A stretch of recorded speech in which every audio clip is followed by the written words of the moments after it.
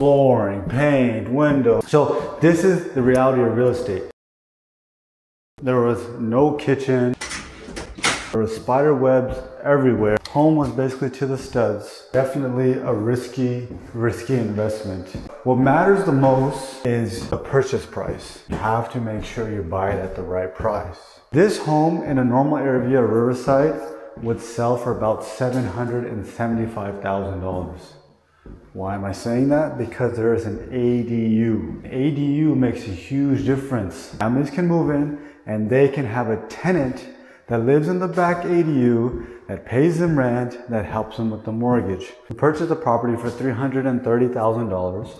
We got a quote for the back unit, for the main house, and for the mobile home of $150,000, labor and material included. And contractors will always give you a quote on time. You have to always factor in at least 2 weeks to a month more. In our case, it was about 2 months more of fixing time, of the repair time for the contractors to fully finish everything. Granted, it was almost like building a new house because the property needed everything. Electrical, plumbing, drywall, framing, flooring, paint, windows, doors. So $150,000 was our repair estimate.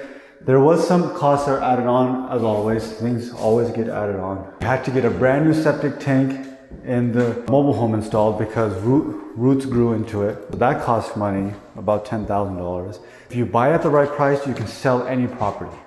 Okay, it's very important. You never want to over leverage. You never want to get too risky in real estate. If you start thinking you're gonna buy 15, 20 houses a year, maybe more, some people do a lot.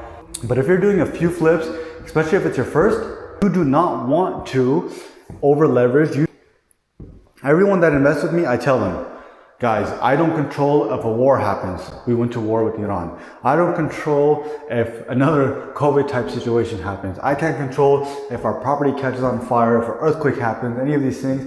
These things I can't control, right? And these things affect everything. I can't control if the interest rates go up or down, right? We bought a property in 2022 when the interest rates were still low. Boom, right after we closed, there was a huge interest rate spike. Everyone got scared. People started buying properties. We sat on our property for 6 months before we could sell it. And we broke even. Thankfully, we broke even. So this is the reality of real estate. Real estate is a great business. It's always going to be in demand, right? No matter what market, you can make money. You just have to buy smart.